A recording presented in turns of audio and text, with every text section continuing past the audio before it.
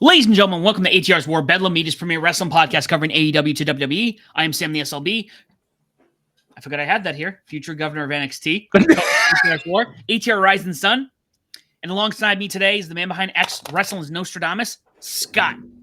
Yeah, Sam likes to try to claim that he's going to be the NXT governor. You know, our little, I don't know, are we even calling this like a mid-card title or whatnot for our pick shows? But speaking of NXT, make sure you go and watch our short for NXT Deadline for first Saturday. And also rounding out the cast, join us once again, the suburban sultan of sandpaper, the man with all the stats, John the Stat Man. You don't know me. No, sorry.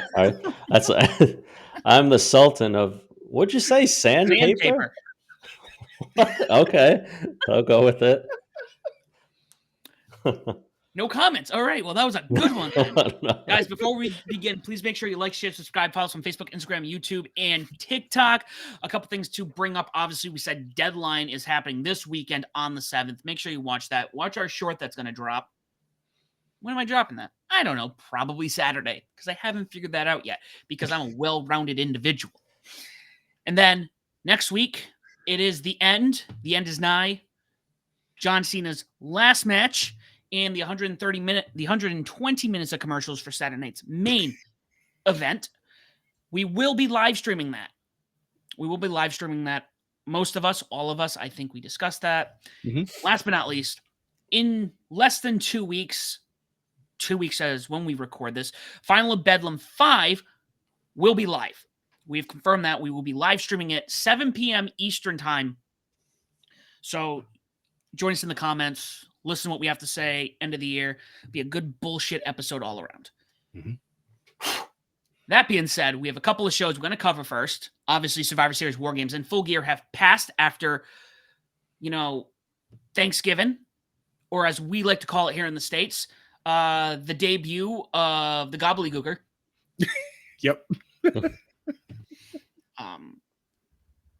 Well, I know I watched both, but let me ask you guys first.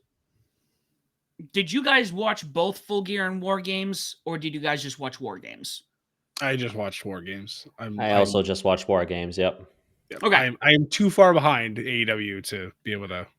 That's perfectly fine. I want to make sure it was a good. This is what I'll say. It was good. It wasn't like spectacular. It held a solid. It was steady. I'm not gonna go through the results because if you haven't seen it already, go online. It's there. What you are going to hear about is the Ethan picks, the official rating system of Above the Ring. It's like reading off the poker app. Gotta catch 'em all right. So for the pre-show, the 200K four-way tag is 6 out of 10. Boom and Doom. That's so stupid. RPG Vice 2 out of 10. Kingston Hook and Workhorseman 3 out of 10. CMLL Trios title match 7 out of 10. Which that trios match went into the main card. Was totally confused when I started. I'm like, this is the middle of a card. Why are they wrestling and the fireworks are going off at the same time? A weird world we live in. Pack and Darby, 7 out of 10. Women's four-way, 6 out of 10. Women's tag titles, 9 out of 10. The national title, Casino Gauntlet, 6 out of 10. No holds barred match, 7 out of 10. Ethan, going at some point, we're just going to put these on a website, and they're going to be there. We're going to show them and go, guys, go to the website and look at them. I don't know how you do this, and I can talk a lot. No holds barred, 7 out of 10. TNT title, 7 out of 10. $1 million trios match, 8 out of 10. Women's title match, 8 out of 10. The world title steel cage match is a 7 out of 10. I know we had some. Jesus, holy matches. There were another 13, I think, because that's what AEW does. Good Lord. Mm-hmm. And I have some hot thoughts after we cover both pay-per-views from Ethan. So, that's that. Again, decent show. Wasn't horrible. Wasn't great. It was it was a mid show, and not in a bad way. There wasn't anything necessarily bad outside of the pre-show. It's not. You can watch it. You don't have to watch it. That'd be my takeaway. Now, for the one we all watched, which I know a lot of people have a lot of thoughts here. Survivor Series mid games. I would dare say bore games. Oh no! So I'm gonna go through the Ethan picks here. and then I'm going to give you his hot takes on these. Women's War Games match, 6 out of 10. IC title match, 6 out of 10. Women's title match, 4 out of 10. Men's War Games, 5 out of 10. Wow. He gave me the ratings for the tournament ratings, which maybe I'll have him read those to. I'll go through these quickly. No, we'll go through these after we talk the pay-per-view. He said, and we can work off of this. This year's Survivor Series was my least favorite pay-per-view this year. I've seen a lot of people say that this is considered one of the worst Survivor Series pay-per-views. He said Babes of Wrath will win the women's tag titles in AEW. MVP of War Games, women's Io Sky, men's Braun Breaker. And then this is something he and I both talked about, and we cannot explain it unless you go back and watch. And if you don't stop digging in that litter box, Cat. You guys hear that?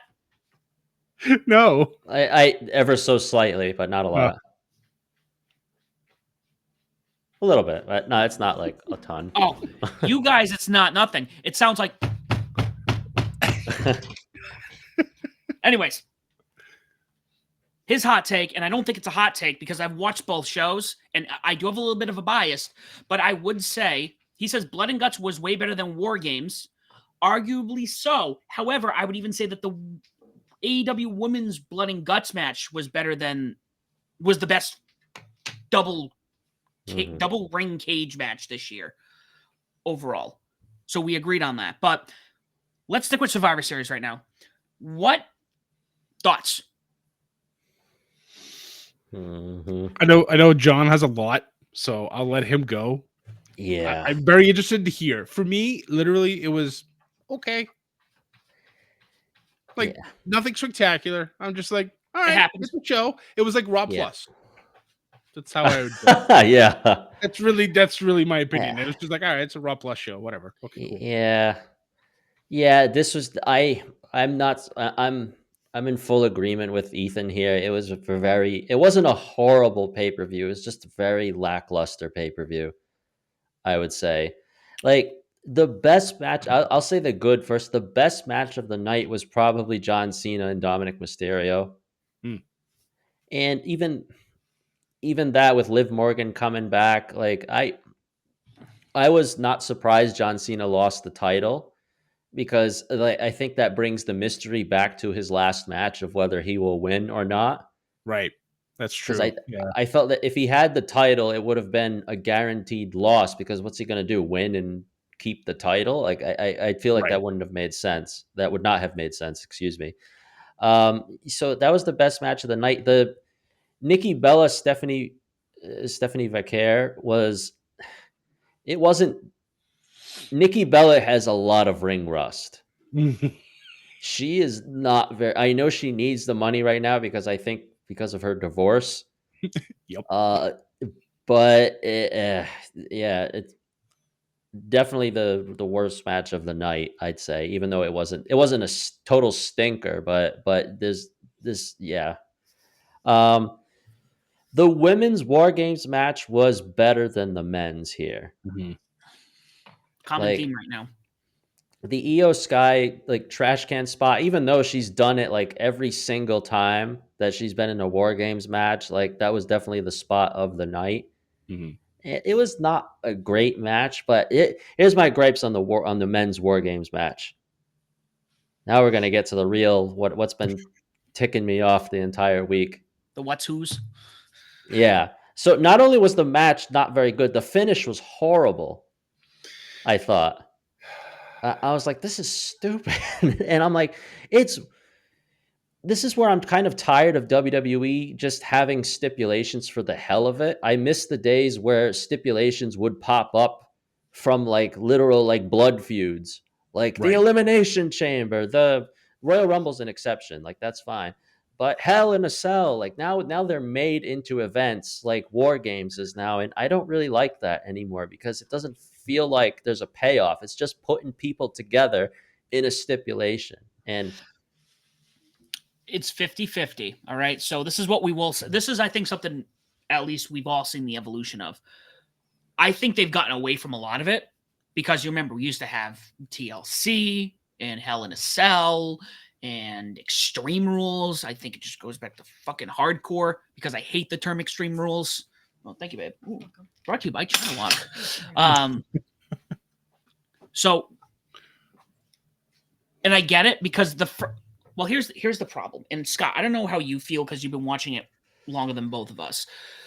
Survivor Series out of the big five is the one that everyone seems to shit on a lot. Like that's the one a lot of people, if you were to take any of the five, that was the one everyone wants gone. I'm 100% in agreement. Like I've always like watching wrestling, like Survivor Series, because before it was just the 5-on-5 elimination matches, and most of those were kind of thrown together. Some of them had some storylines going into it, so it's like, all right, it's whatever. But I always thought that was like kind of boring. Like I despise tag matches that are longer than 6 because I feel like I don't want to see 18 people on each side of the ring. I feel like everybody goes in, gets their spots, and then gets out. And it feels like a dumb, I don't know, like a dumb match. I don't like it. I've never liked it. So when they brought WarGames back, I was like, this is perfect. Like, because NXT had done it for years prior, and every single one, both teams that would go into it, you knew they were out to kill each other. So this is perfect. And the first one for, the one in Boston, I was very happy I was able to go to it. It was like magic. It was wonderful to watch in person. So I'm like, all right, good. They're going to continue to do this. And then like the next year, it was a little less fun. And the year after that, it was a little less fun. Yeah. And then this year, I was kind of like, they threw these both men's and women's together in less than 2 weeks before the pay-per-view. Yeah. It's like, there's no build. Like for the women's, they had a thing with Charlotte and with Rhea on, I believe it was SmackDown, about how they don't trust one another. And then they have this sit down, like it's the mafia. They're talking to one another. And then all of a sudden, everybody's sunshine and rainbows. It's like, no, have some backstabbing, do some fun stuff, like things that we kind of expect one of these people to do to one another, aka Charlotte, kind of would have been perfect. But no, it felt so watered down, and it made me very sad. That's why when I was watching it, I'm like, this is okay. It's like I'm watching, like I said, Raw Plus. It's like, And No. and here's another thing that was wrong with it, and this is the worst part of it. All these years with the bloodline and stuff like that, I've been very indifferent on Jey Uso and Jimmy. I've not loved them and I've not hated them either. I've always thought, all right, they're fine, they're there. Yeah. To do his yeet thing and put the music on and everything during the WarGames match, and for him to do his dancing and everything like that, I said, you know what? I am sick and tired of Jey Uso. I am sick of this bullshit. Like, everybody was saying the same stuff online, and I said, you know what? They're right. I'm like, this is stupid. I'm like, put an end to this. You're not wrong at all, because I said the same thing out loud. I'm like, why in God's name are they randomly stopping so that he can do it again? I'm like, this is Christ. I'm like, this is WarGames. I'm like, you mean to tell me that William Regal said this just to have this crap? Yeah. I mean, it's true. It's like, it's become a shell of its former self, and it makes me very sad to see. I don't know what it is. And this is, John, to kind of loop back to your original statement. So I think WarGames for Survivor Series was a super fresh idea. This was very exciting. We're going to see people who've never been in a WarGames match before, who've been on the main roster, who have never... You're going to have people on here who've been in the company way longer than NXT has been around, going into a match that was created before they were even wrestling back in the 80s. So the concept was really cool. And for some reason, and I think this goes to talent, I think this goes to anything they try to pull out from former acquisitions, if you will. We'll say that. And NXT, they make it work every year with WarGames. I don't know if you guys remember.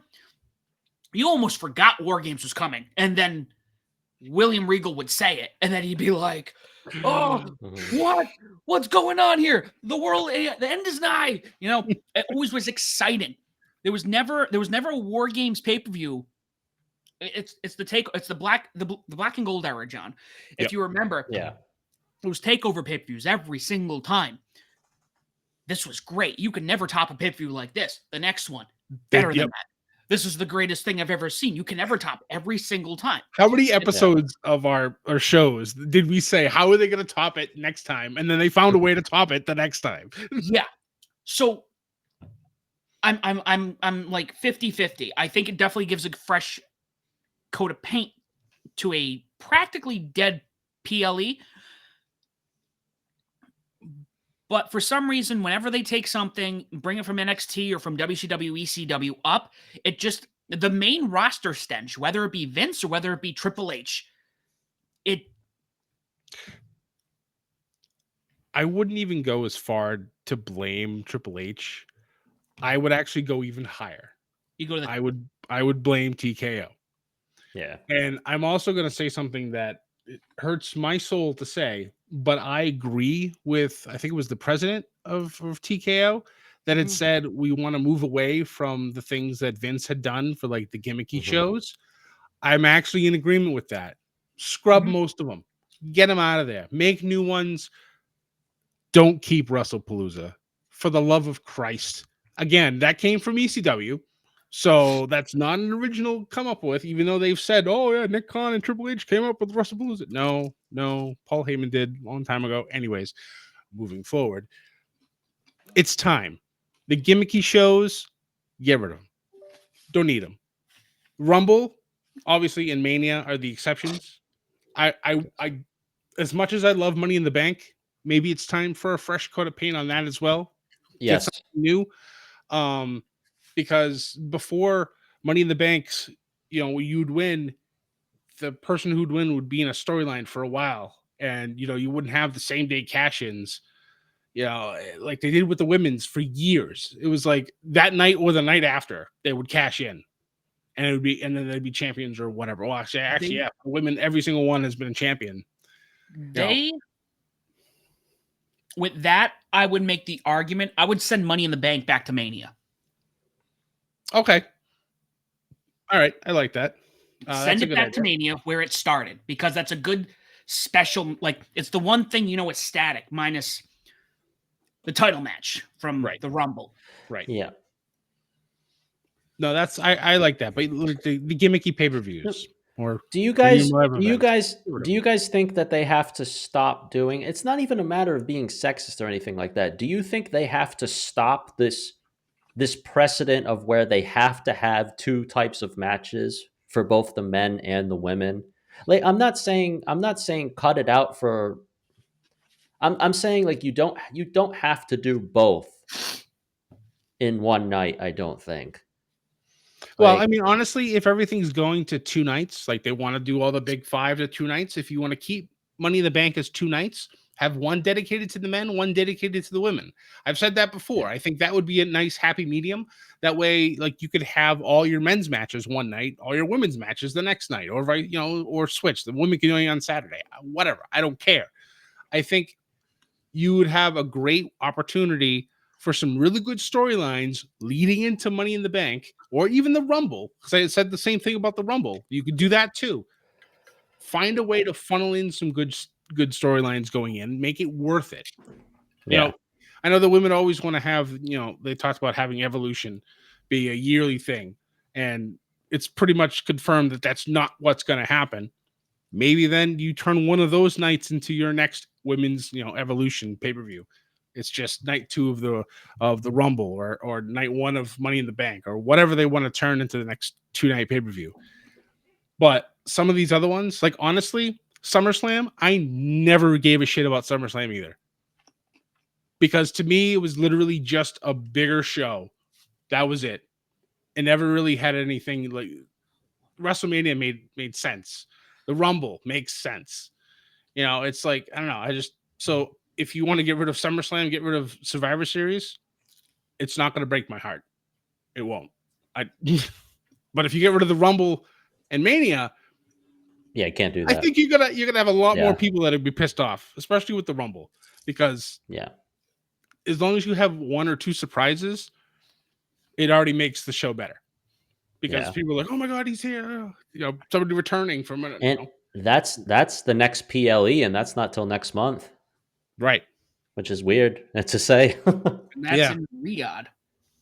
yeah, Yeah. and that's another pain point for a lot of Mhm. people too. It's like some people refuse. Like I know people who refuse to watch the Saudi shows. They just Yeah. boycott it. They're like, I'm not watching it. I don't care. And before that was fine because most of the Saudi shows were just one-offs. They wouldn't matter. You know, like they had the world's greatest Royal Rumble one time when there was like, I don't know how many people were in that, like 80,000 people. And then what was it? Braun Strowman won a title, and he hasn't defended it since. And he's still, I think, the reigning champion, even though he's no longer with the company anymore. But then after a while, they started smartening up, and they're like, "Oh, we probably should put like some actual like storylines to go in this show and make people give a shit." But people still like, no, it's Saudi. We don't want anything to do with it. Yeah. But they're making money hand over fist because the Saudi government's giving them a whole bunch of money. So what An do they end up doing? Which pisses me endless off stream of money. Yeah. Even though apparently they're in trouble with some things, but that's another topic for another show. Yeah. They put a physical WWE, like, I don't want to say Hall of Fame, but like a physical place where people can go and look at wrestling stuff. We don't have any of that in the States. Like, what the hell? Like, if you're gonna put something, you should have put something in Connecticut or New York City, or right now it should be in Orlando because that's where NXT is. Yep. So, but no, because they threw money at you, everything goes there. And it's not a cheap trip either. No. Like that, yeah. Like that, Nope. we got Mania there, not this year, but or not next year, but the year after. I mean, I don't know how many people are gonna go from the States. I know everybody else from the world comes in when we have them, but especially if you've said something bad about Saudi Arabia on your social media or something like that. yeah, exactly. Like you go there and they know that, you're in big trouble. Yeah, you may not come back. Yeah. If I wanted to fly, and this is Christmas week, if I wanted to fly from Tampa to Riyadh right now, it's a 17.5-hour flight for the 20th to the 24th for $2,000. Jesus. No. So, and I think we said this a while ago. I said I think there's a lot of moves that I understand that they're making, and in the short term it'll work, but I have a feeling in the long term that they're going to be things where they're going to start tumbling down back to maybe not creatively. All right, maybe they won't go to 2017 Vince McMahon, 2018, 2019 Vince McMahon, but it's going to be decisions where people are going to get burnt. You're going to, and I'm talking about talent too. You start to push all this women, the women stuff, and then you start doing more things in Saudi, and they're going to be limited because of, their human rights laws over there. Yeah. So if you want to do, for example, one night rumble of men's and women's, and the Saudis like, we're going to throw money at you, you're going to scrap all the women's matches. They're going to, the female talent's going to be pissed. And then you'll have like the Stings of the world. I'm going to use Sting as an example. For somebody who's such a talent and has such a legacy, that man was in WWE for 2 years? Barely. And not even in his peak. Mm-hmm. Nope. And he was injured for half of it. Mm-hmm. Yep. So to look at that, and then again, you got the fans. I know, despite what everyone's thoughts are with AEW and how the product's been up and down, things has been kind of up this year, but it's been up and down. There are a lot of people who have said to me, if that product goes away, I'm not going to the other one. Right. So they need to get their shit together.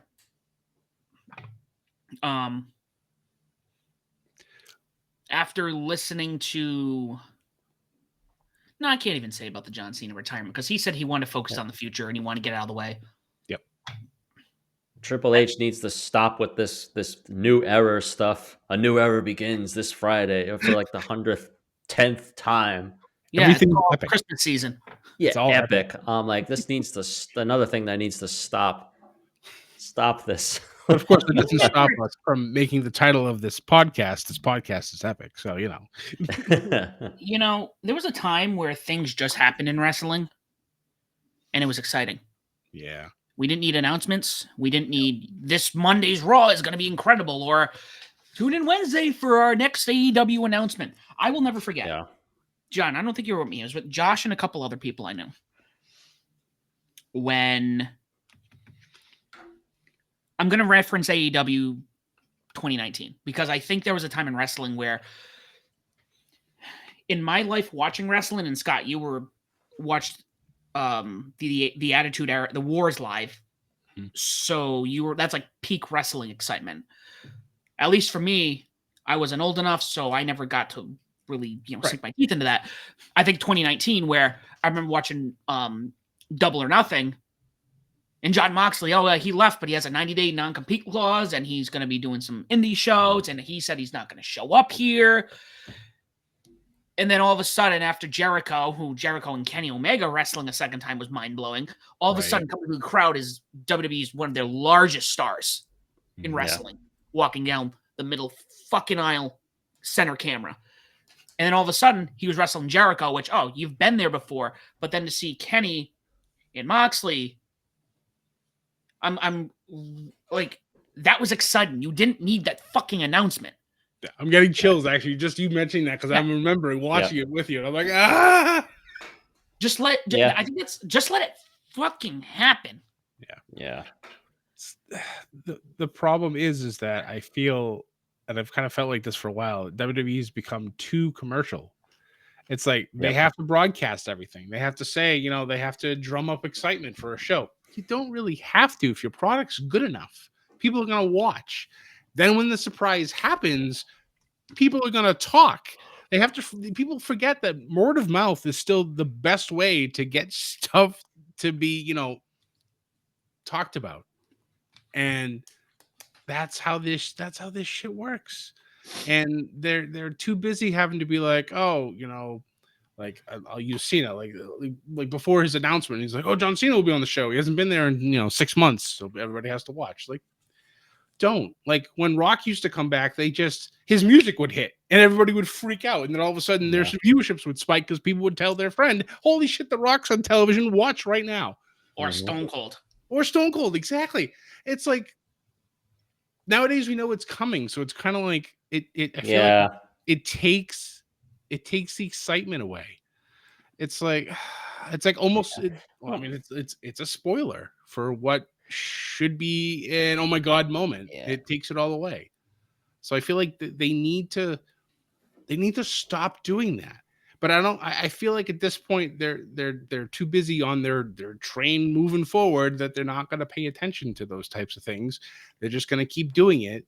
And until people stop going to the shows, because they're also trying to price out the average person with their prices I'm so happy that, we all got a chance to go to Philly, because there's no way in hell that we're ever going to be able to truly afford to go to another Mania, because I'm not paying 5 times the amount to sit in the nosebleed seats.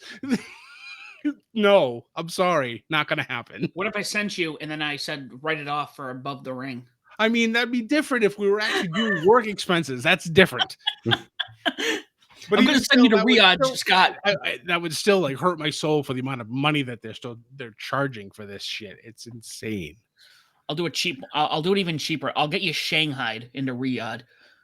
Travel will be cheap. It might take a month, but right? Yeah. You do interviews on the way.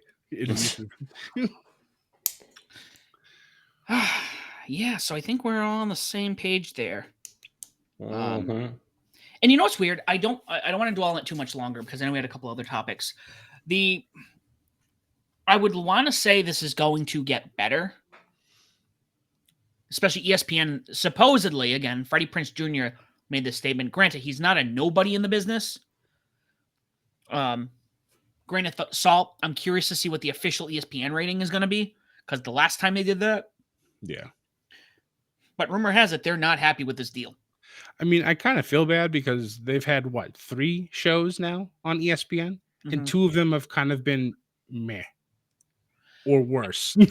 Yeah. Well, So it's like, guys, you're not doing well. This isn't baseball, that batting. Well, that 233, it's not gonna. No, that's not gonna cut it here. that and Stephanie McMahon is not helping them, Yeah, that's true.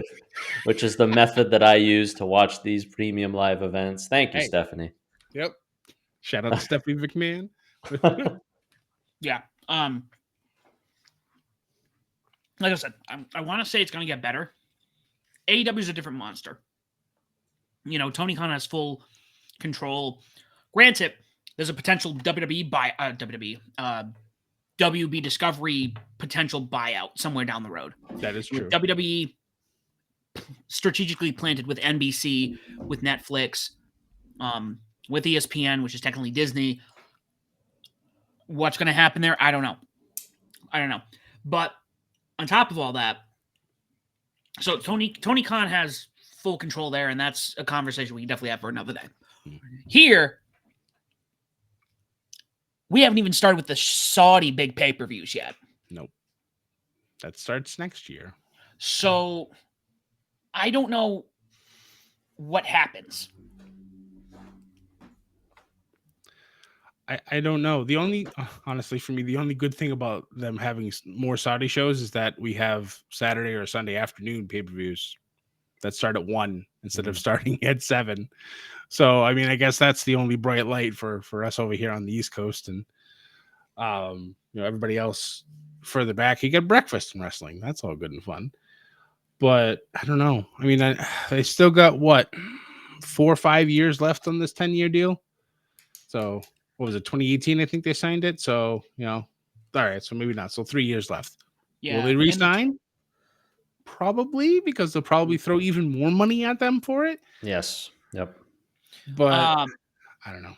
Well, yeah. So I was digging in. Oh, man, we're going to become a Saudi podcast. If you throw money at us, we will change our tune, guys.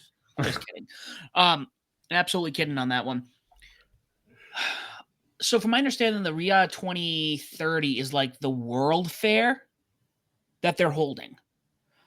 Oh, okay. So, yeah, something Riyadh season or something. Yeah. That they're promoting. Yeah. Because I went down a rabbit hole, and I was watching something on like the Chicago World Fair and the New York World Fair and the St. Louis. And I'm like, why don't we do these anymore? They do. They don't happen over here. Yeah. They happen. A lot of them happen in like East Asia. A lot of them happen in the Middle East. So 2030 is the one that I think Riyadh is holding.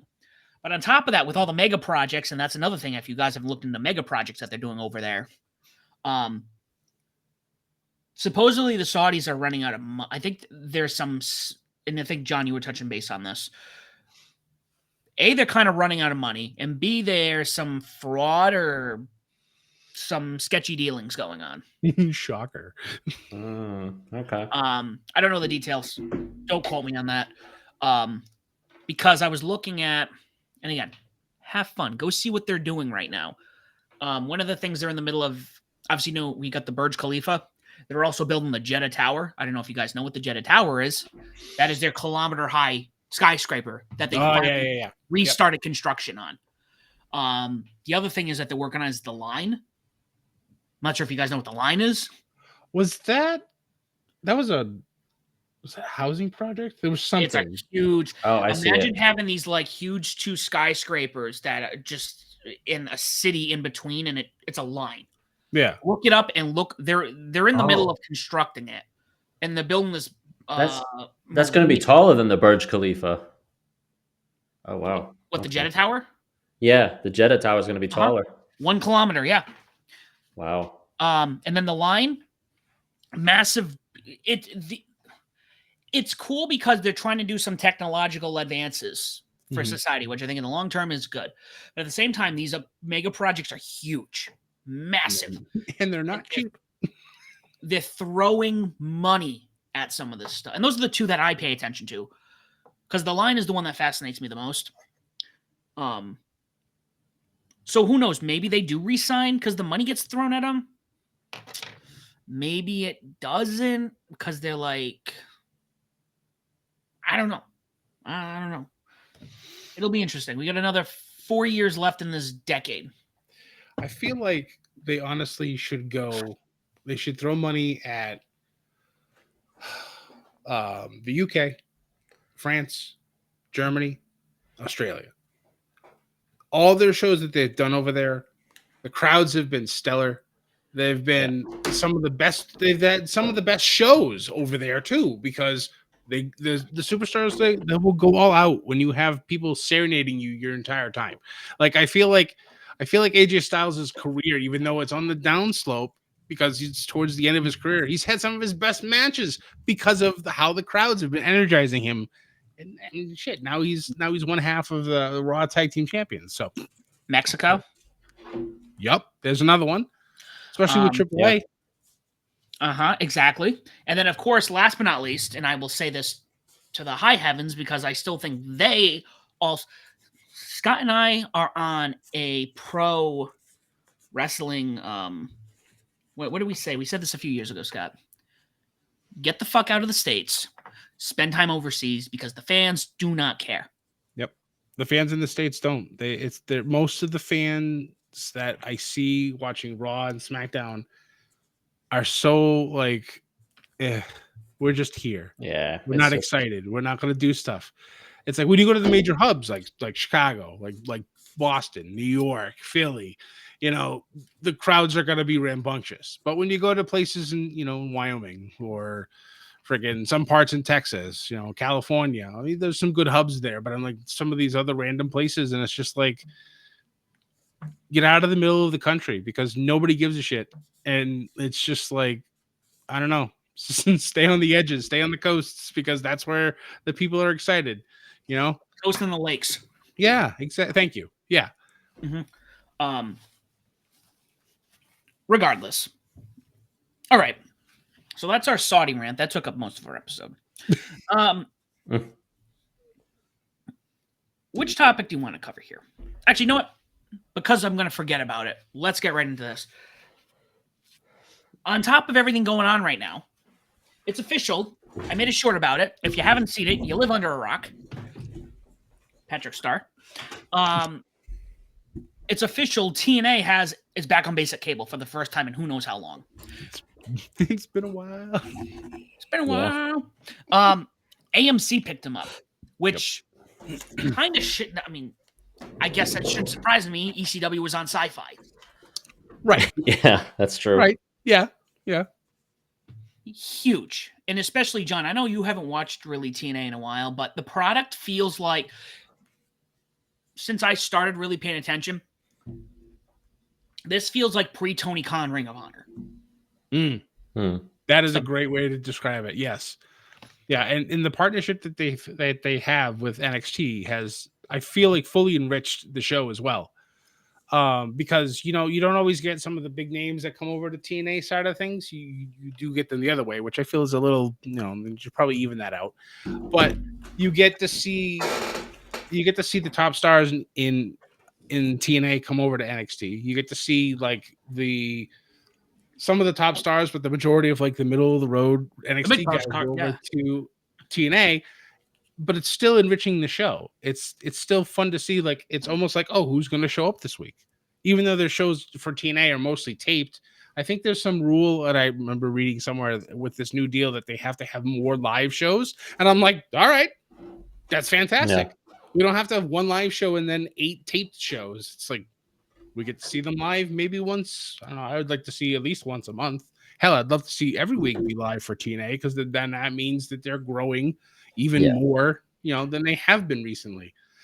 I love the fact that I was able to go to Bound for Glory when it was in Lowell and be a part of their largest crowd in North America ever. I was like, that's really cool. I love that. I don't want that anymore. I want somebody else to have that option. I want them to be able to fill out a 15,000 seat arena or a stadium, stuff like that. I want them to be able to continue to grow. What was it? Didn't Jericho just say that he feels that that TNA now is the second largest company in wrestling? So, if you have a big star from AEW saying that TNA is the number 2 wrestling company in the world right now, well, maybe not in the world because we still got all the ones in Japan, but like that's a huge endorsement. And it also fuels the fire that Jericho's coming back to WWE too, but whatever. We'll talk about that in January when the Rumble happens.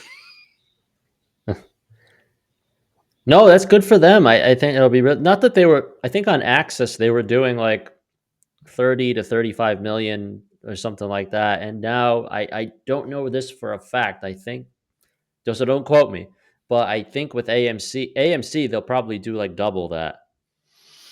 Now, I think the partnership with WWE definitely played a part in them getting this deal, also, which is good. This is bad for AEW for sure, even though it's not on Wednesday nights. I think the Thursday thing will affect them. We'll see how it is. I'll definitely tune in. That would be something that we could live stream. The first episode of Thursday Night Impact. There you go. It's complicated. I looked, I'm like, we should live do it. And then I realized that's when everyone flies in for Andrew's wedding. And I'm like, oh shit, that's right. Oh, that's right. Oh man. However, we are not against other people doing it. If a couple other people from the team are willing to do that and watch it live. So yeah. So AMC Network, it says it's declining, but it's around 60 million households in the States. Yeah, that's what. Yep. 382 million international homes. Oh, there you go. Oh wow. Okay. So, yeah, I think it'll start off really well, and then it'll start to just like anything else, it'll dip. But it'll be good for them, I think. Absolutely, yeah. Yeah. Yeah. So, a couple other things. I don't know if anyone had seen it. I don't know. John, were you the one who first posted it? The whole Paul Heyman pushing the kid thing? Yeah. There's some controversy with Paul E here and shoving this kid. Well, all right. So apparently this was right after Survivor Series WarGames. I think it was. I don't know if he was going to the post show or if it was after the post show, one or the other. But he's walking alongside the edge of the crowd on the floor, it looks like, and he's walking with Logan Paul. And it looks like Logan Paul has his own private security, and then it's the security at Petco Park, I think. And obviously they did a shitty job here because this kid, the guy, if you watch it from both angles, he just lets the kid go by. And this is the center of controversy because he gets right up to Paul Heyman and Paul Heyman just gives him a shove. Yep. And everybody's like, oh, he pushed a kid. He went too far this time. I said, nah, he's a bad guy. Like, what do you expect? And that kid will be fine. Yep. Yeah. God forbid a heel does a heel thing and people get upset about it. That's the thing. So my thought would be, I think if the three of us each had children and we brought them to a wrestling event and a heel character did something like that to my kid, I don't know if I'd be like, it's pretty cool, man. Right? Well, that's what you'd be like. That's what happened when Rusev shouted at that kid, "Don't touch me," and and scared the crap out of him. The parents were laughing. Yep. And that's a heel doing a heel thing, and everybody laughed. And then Paul pushes a kid because God who knows what the kid can. Even a kid, who knows what could have happened. That was my other thing. So point one was going to be, when you're at a wrestling event, I want to pretend that those people are who they are at that moment. Like that's their real self, even though they are portraying a character, that is their real self. So if you're gonna, assume they're gonna be a dick if they're a heel. However, part two to that is you don't know what those people are into. That could have been somebody who was really short going after Paul Heyman. You don't know. So anytime somebody goes after, they have the right to defend themselves. Was he just shoved him? So he probably saw a kid. probably was like, "Yeah," and kept walking. You don't know. Yep. Yeah, I don't see it as a big thing. It's Paul Heyman. Like Right. he is somebody that I firmly believe either that is himself, that is who he is, like all the time, who he is on television, or we just so yeah, that would be my agreement too. Like, what do you expect? Like, Like if it was like a face, let's hypothetically say Cody. We're gonna use Cody as or like Jey Uso, and he had done that, not part of their character. Then you could probably go, all right, well, you're now out of Well, character. Yep. That doesn't line see, up.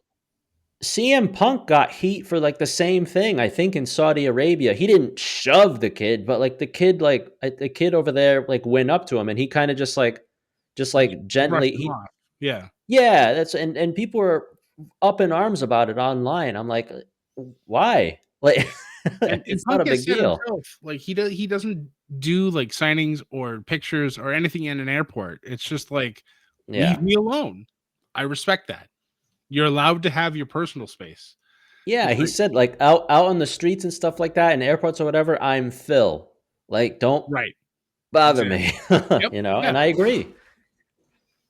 Mhm. Yeah. Yeah. Yeah. Yeah, that's exactly. I don't have too much more to add to that. Yeah, the kid had it coming. Yeah. Yeah. In the words of Peel John Cena, I spent all these years being a parent when you guys could not be. Yeah. Where is I just had the pin notes. Oh man. All right. All right. I didn't touch on this. And actually, John, I think we were waiting for you to talk about some of this anyways. Tony Khan was on, I can never pronounce his name. The Ariel Hawani show. Yep. Mm-hmm. I didn't realize he went on again though. That surprised me too, because I don't know if you guys ever listened to the first time that he was on Ariel Hawani's show. It was kind of a disaster Oh no. because Tony Khan would not. Ariel Hawani, he's very perceptive. I think he's a really good journalist, and his show is excellent. I think so. He was asking pretty straightforward questions to Tony Khan at that time, and he would not answer anything. Hmm. Like even the most easiest and simplest of questions, he'd be like, I cannot comment on that, or like these are like everything. He was stonewalling them pretty much. Hmm. So it kind of created this like, I don't know, almost like there was like beef between them because of all the show. So I was surprised that Tony went on there again. This time he tried. At least he still muddled around like Tony does. He's like, "Oh, everything's great here in AEW and all this stuff," and like it was a little bit better than before. He himself was acknowledging that, "Hey, Ariel, I will try my best this time." So at least he was trying. I wonder if he What went I on a want, second time to purposely try to uh, put out a better interview. yeah, which he did. I'll give him that. Even though there was times where he was just rambling on about stuff about something totally unrelated. Like I forget what the question was or everything like that, but he just goes on this like he's like, "Oh, who's I think the question was, maybe it was one of the questions, maybe it wasn't this one, but he was like, "Oh, are you the head booker in AEW? Do you work with a team? Like who else is helping you book these shows?" And then he goes off on some ramble and he's like, "Do you like Ghostbusters?" And then he starts talking about the Ghostbusters movie, and I'm like, "Answer the question, Tony." Do you like Gladiator movies? Shit, a grown So, man naked. so it was definitely better than the first interview, but he was still kind of like beating around the bush a little bit, like he usually does. Yeah, that's pretty much all I have on that. Is Tony is he says everything is great and thanks guys and all this stuff, and yeah, he's not changing. At least he's consistent. Yeah. That's all that matters. All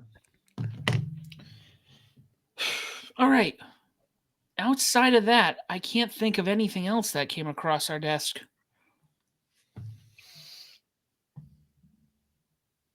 That may be all she wrote. It might be for this week. And then as soon as we hit the stop button, something else comes up. Every week, there's always something that happens. It's like somebody will clockwork. do something. Yep. Bret Hart will say something or Again. something, or I don't know. We're just gonna old man yelling at the I was gonna say we're just gonna say it right now, guys. Next week is gonna be the most exciting episode of ATR's War you'll ever see. There's a huge new era begins with what Bret Hart said about Goldberg. or what he said, or what he did say recently about Vince McMahon and Shawn Michaels. Oh yeah. Listen, yeah, he's been just spouting about whatever, and people are gobbling it up. There, I'm like, what are we doing? I'm like, oh god, I don't. Oh, Brett, stop, please. Bill Goldberg. There are some. Okay, there are people in my own life who I no longer talk to, who I've pretty much severed, and I'm like, they talk to me again. Cool. Don't really have an interest. Hope you have a great life. Don't really have a desire to shit talk any of them, despite the issues that have happened. Oh, I don't know. Is 30 years? Think about that. Let's just think about that. In 30 years, even if you don't talk to somebody anymore, could you look back and go, "Yeah, I can't talk to that said person anymore"? Yeah, I got somebody like that, but I'll talk so much shit about them. That's another story. Yeah, but in 30, let's use 30 years from now, because I got people like that. In 30 years, I'm like, yeah, I'm not mad at you anymore, but I don't want to talk to you. Right. Your life is more Yeah. peaceful without you being in it. End of story. And that's what I'm saying. I think you both would be like that. I do have things to say, and it's been so long. I have no desire to say them, and I just don't want to talk to you. Enjoy the rest of your life. Boom, gone. Yeah. Yep. Yeah, that's how Brett probably should feel about Goldberg at this point. and about wrestling in general. He just yeah. His epitaph is gonna be nothing about his life, just like the Bill Goldberg. Blah, blah, blah. It's gonna ramble. It's gonna be like a paragraph about Bill Goldberg. It's all right. He can just rate his life 4 out of 10. It's fine. Oh man. All right, guys. We are running out of time. John, why don't you tell people where they can find you at? Well, you know what? I will, because there's a new way to find me now. I finally figured out. Finally figured out the whole X situation, and I'm on there again. I'm on there, causing all sorts of mayhem at John the Stat Man. Just see whose feathers I'm ruffling this week. Check me out. I'm back on there. And Scott, where can people find you at? You find me pretty much everywhere as Scotty G Stream, covering the non Japan wrestling stuff on X. And you can find me as the SOB Official on Facebook, Instagram, YouTube, TikTok, OnlyFans, Substack, Patreon. Just gonna put myself everywhere, because you know what? People are gonna be like, they got an OnlyFans, and boom, it's all wrestling, and you're like, I've been bamboozled. That's it. I'm just kidding, guys. Like I said, deadline is this weekend. Check out our picks. Let us know what you think. We're on all streaming platforms. If there's one you cannot find us on, let us know. We'll put ourselves on there. Once again, in 2 weeks, we will be live streaming Bedlam 5. 1, 2, 3, 4, 5. 5. I have to keep saying that because I'm going to record it, and it's going to be like some random number.